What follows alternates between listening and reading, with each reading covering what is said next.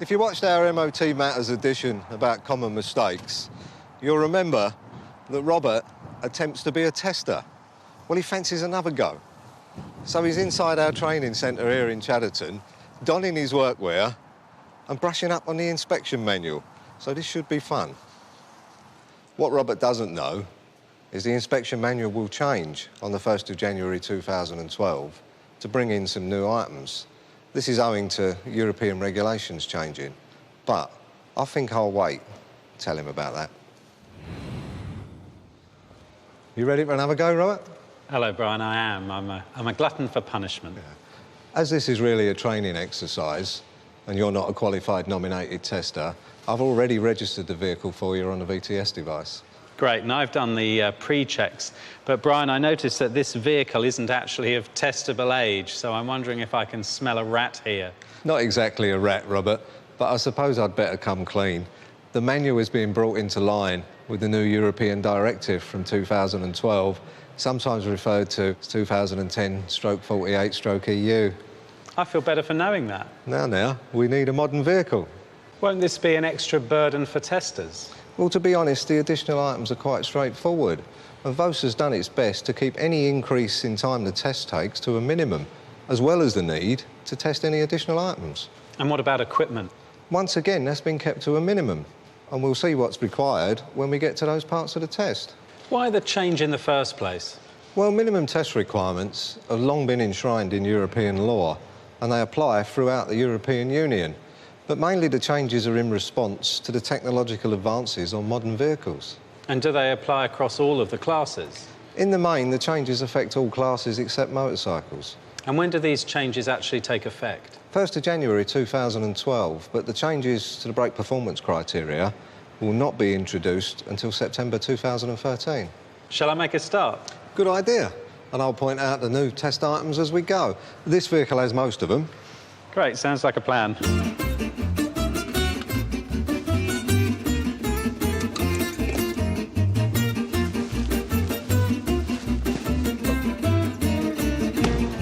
Stop there. Already? There must be quite a few changes. Well, the first one is seat adjustment. What do I need to know? You need to check that the driver's seat can be adjusted and secured in position. So moved from where we are, new position, check that it locks. That's right. What's next? Well, while you're there, what's the view like? Oh, yeah, of course. It's windscreen mirrors, etc. Well remembered, but now with one addition. Lots of vehicles are fitted with what we call indirect vision devices, cameras. So what do we do with them? Well, that's the easy bit. The checks are exactly the same as they are for mirrors. Missing, obscured, etc. So the view is seriously impaired. That sounds straightforward. On with the steering? Yeah, while you're about to do the steering checks, there's a change here as well. What's that? Well, the steering lock mechanism needs checking. And what does that involve? Well, basically take out the key and turn the wheel to make sure the steering lock engages, then put the key back in and make sure it releases. And what about vehicles that actually don't have a steering lock fitted? Well, if the manufacturer didn't fit a steering lock, then it's not testable. And it's important to note that this check only applies to certain vehicles. And those are identified in the information column of section 2.1. Well done, mate. I'm impressed. You've been reading the manual. And what about electronic steering locks? Well, these will fail if the malfunction indicator light on the dashboard is illuminated. You also need to be aware that on some systems, the lock may only activate if the driver's door is opened or closed. The information is all in the usual place. OK, then, what else? Well, quite a few things still to do from the driver's seat, and next up is the speedo. Time for a road test? You'll be lucky you won't come back. No, the checks are exactly the same as what we do for Class 5s. We check it's fitted, it's intact, and it all lights up. So shall I continue and test the controls? Yeah, continue, but you now also have another check to consider. What's that? Well, the front and rear position lamps must turn on by one operation of the switch, and the number plate light should come on with them. So the one person testing mirrors are an assistant coming into play again? Correct, yeah, and as you check for the operation of the lights, you need to check for the main beam warning light. See it there? Yeah, this one's working. Any other warning lights we need to consider? Oh, very perceptive of you, Robert. Well, you did say these new items were to do with electronic safety systems, so what are they? Well, you need to check the malfunction indicator lamp for electronic power steering, for electronic stability control, and for electronic park brake. Also for brake fluid level, for tyre pressure monitoring systems and for secondary restraint systems. But couldn't it be confusing? For example, isn't the brake warning lamp the same as the parking brake lamp? It could be, so make sure the parking brake is off. Fair enough. What about the secondary restraint system warning lamp?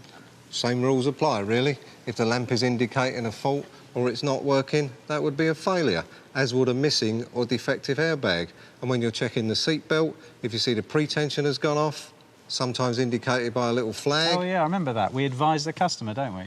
Not anymore. It's a foul. We also have to check the presence of any seatbelt load limiters fitted as standard.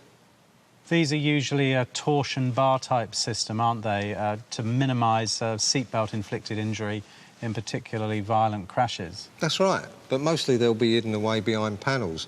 Now, there is another type that uses folded webbing, but they're far less common.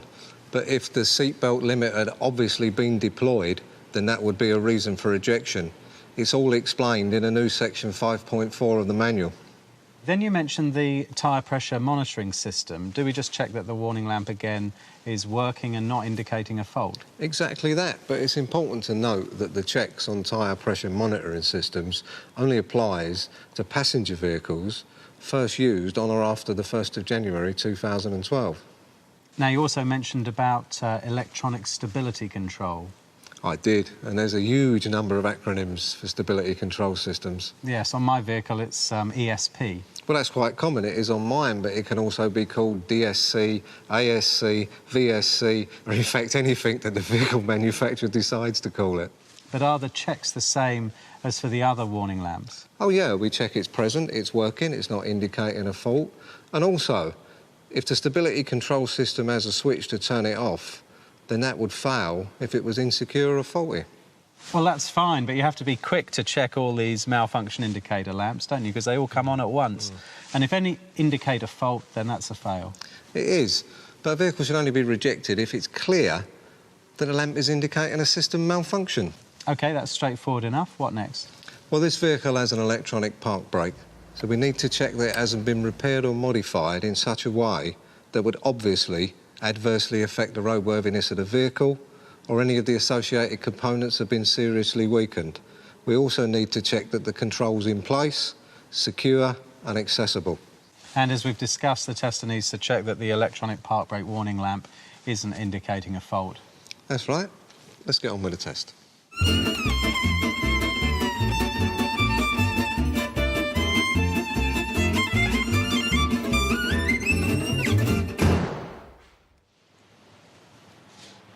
Well done. I see you've remembered not to tap the lights, but did you notice this vehicle has headlight cleaning jets? I did. New testable item. Quite right.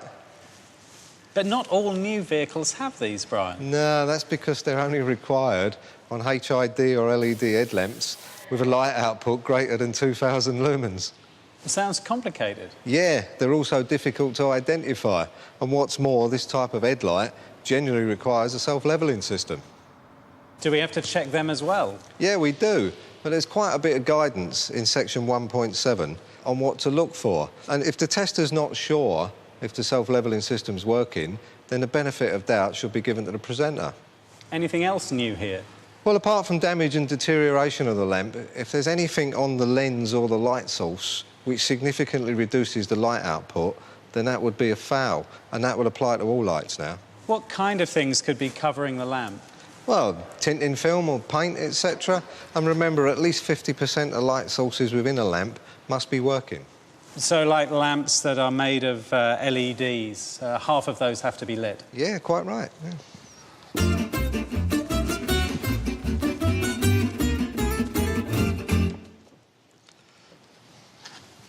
Some new items here, Robert. Inside the rear? Well, not exactly. We now have to check that the rear doors open from the outside with the relevant control and then close securely. Also, for any door, if a hinge, door catch, pillar is damaged, missing or deteriorated so the door doesn't function properly, then that would be a foul. And what about Class 5s? Yeah, good point. For Class 5s, we check any passenger entry or exit door for damage or deterioration that interferes with their function or might cause injury. And also, if there's a warning device to alert the driver for a passenger door being open, then that must work. And if the emergency exit is via a break glass, do we test the hammer? Well, we test the hammers there, but we don't smash the window. And if a passenger entrance or exit emergency door control doesn't work, that would be a fail. Now, that could be a remote control, maybe in the driver's compartment or above the door itself. It's all explained in section 6.2.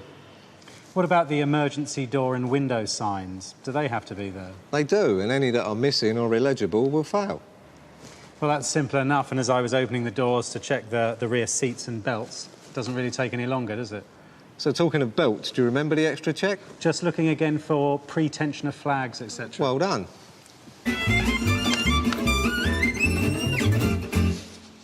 Well, before we start here, Robert, there's something new here too. Any ideas? Well, we already test the tow bar. But not the electrics. So what do I need to know? Right, well, this vehicle hasn't got a tow bar, but I've got one over here that has. Great. Tommy is going to check the lights for us. Hello, Tom. Hi, Brian. All right? Yeah, not too bad. Robert, it's good to see you. Overalls on. Almost an engineer. Almost. It's like having a film star making a guest appearance. You're going to do the lights for us, are you? I am, and I always knew you'd need me. This is true. Do you know him? I've never seen him before, that's actually. strange, Humour yeah. him. Right, the 13-pin electrical socket will have to be tested using this new bit of kit. I'll just plug it in. Very impressive, Brian. Do we use that to test all tow bar electrical sockets? Good question, that, Rob. No, it's only used to test 13-pin sockets because they're wired in accordance with an ISO standard. So we don't test the 7-pin sockets that you see commonly about? No, only for damage or deterioration that would prevent you connecting the lead securely. We also do a visual check on security and condition of the wiring, which will apply as we go around the vehicle. So what are we looking for? Well, any wiring that's chafing, damaged, rubbing, could short out. Any exposed wiring where the insulation is damaged would be a foul. There's a new section 1.9 in the manual that will explain this. And that could mean the wiring on hybrids? Oh, yeah, it'll cover all hybrid and electric vehicles, but you need to be careful. If you see defects on high voltage cables, you need to consider whether it's safe to continue. What about the tow bar itself? Well, we've been testing tow bars now for a couple of years, but we've now also got to check for inappropriate repairs or modifications. And what if the tow bar is behind a panel? What do I do then? Well, normal rules apply there. If the access panel can be removed without the use of tools, then we can test it. And what about a removable tow ball? Well, if the brackets and the electrics are still there, then we'll test them. Great. Turn the side lights on, Tom.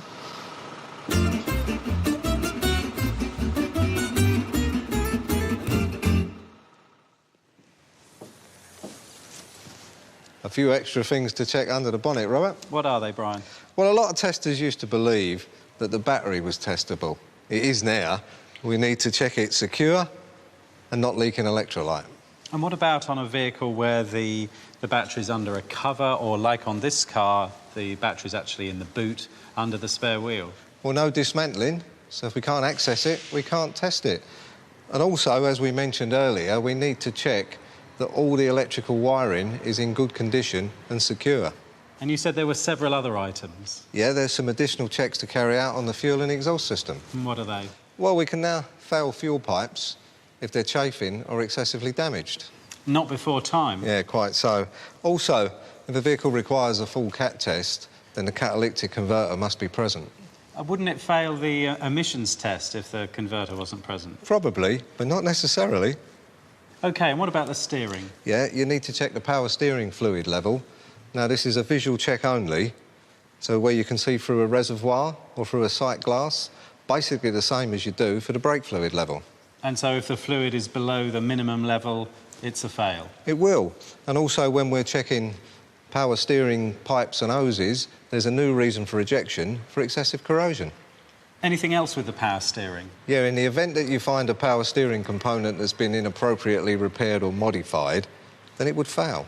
Those terms keep cropping up, don't they, Brian? Yeah, they're becoming a common theme in some sections, so you'll be hearing them again. Let me guess, to do with the braking system? That's right. We already covered this in respect of some items, such as brake pipes and hose fittings, but it now applies to pretty much the whole braking system. Is that it for brakes? We also need to check the condition and presence of ABS and electronic stability program components, and that will obviously continue when we get underneath the vehicle. Oh, and we need to check any visible wiring. So shall I raise the hoist? No, not quite yet. Another new item we'll have to consider is the engine mountings. I've always wondered why they weren't testable. What will be the fail criteria there? Well, is it doing its job of securing and locating the engine? If it is, pass. So let's do the underside checks. OK.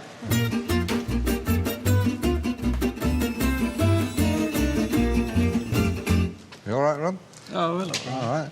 Now, under the bonnet, we talked about power steering, so we might as well talk about additional checks to the steering. And the first thing to consider is that if a steering box is fitted, we need to check it for oil leaks.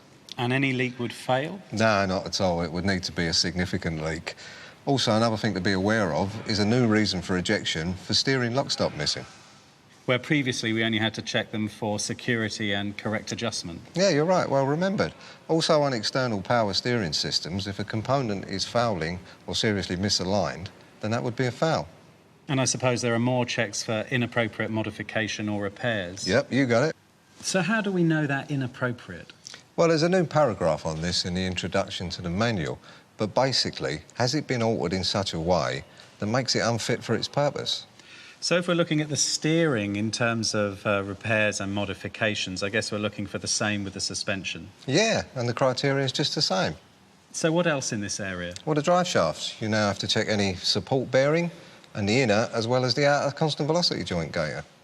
In the case of gaiters, I suppose we'll be looking for tears and splits, but what are the criteria for support bearings? Well, we simply check that the support bearing is not excessively worn. And yes, you're right about the gaiters. The criteria is that it prevents the ingress of dirt, etc. So what about the covers on steering and suspension ball joints? Are they now testable? They are, Robert, and the criteria is that the dust covers must prevent the ingress of dirt.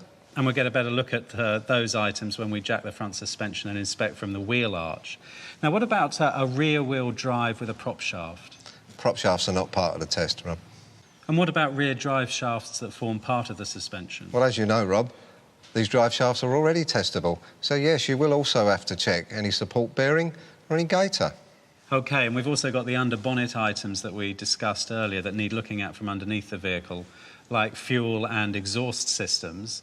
But tell me about these additional checks on the braking system that you mentioned. Well, not surprisingly, inappropriate repairs or modifications to the system. And the assessment criteria are the same as steering and suspension? Yeah, exactly the same. And then we mustn't forget we also need to check for defective ABS and ESC components that we discussed during the under-bonnet checks. Yeah, that's right. So any obvious damage or defect on such a thing as an ABS exciter ring would result in a foul. What about mechanical brake components? Any additional checks there? Yeah, there are. Firstly, any brake cable, rod or clevis joint insecure would result in a failure, and we have to check the condition and operation of brake slack adjusters.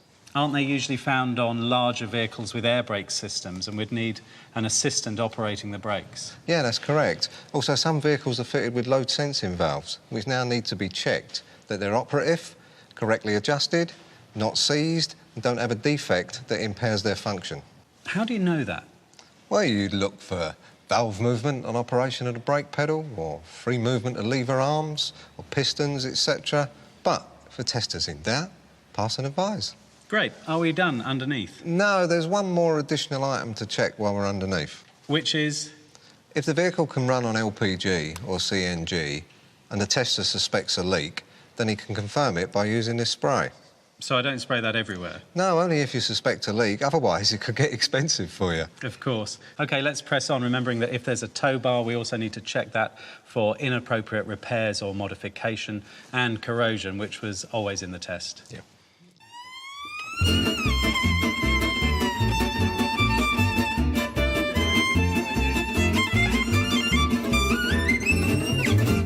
So in addition to all the normal checks, I'm looking for any inappropriate repair or modification to the steering or suspension, the drive shaft coupling gaiters, both inner and outer.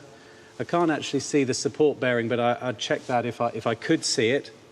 Also looking for inappropriate brake system repairs or modification and defective ABS or ESC components. All correct, Robert. But don't forget the steering and suspension joint dust covers. And we may have been able to see those when we were underneath. Oh, possibly. But here's another chance to have a good look to see whether the dust cover's missing or not capable of keeping the dirt out. Great, so all done here. I'll get on with the rest of the test. Go for it, Rob.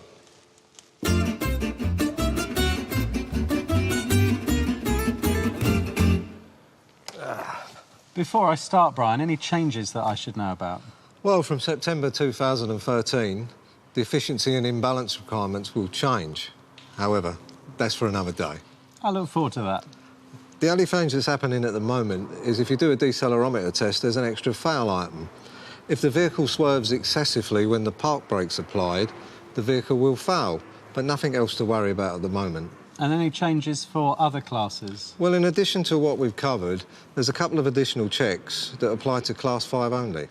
Such as? Well, in Section 6.1, we have to check passenger stairs and steps for security, and they're not in a condition likely to cause injury or to trip someone up. And we also check the anti-slip provision. Well, I don't think I could manage a test without you by my side, Brian. Yeah, I'm sure. And the new items don't seem too onerous, just a bit more to remember as you go through the routine. And to be honest, they're part and parcel of what a tester would be looking at anyway, so I don't think that'd add much time to the test itself. That's right, Robert. And once testers know the new items and the criteria, they shouldn't have a problem. So that's you finished playing being a tester? It is. It's been fun, but I think we should go home now. Good idea. Off into the sunset, so to speak.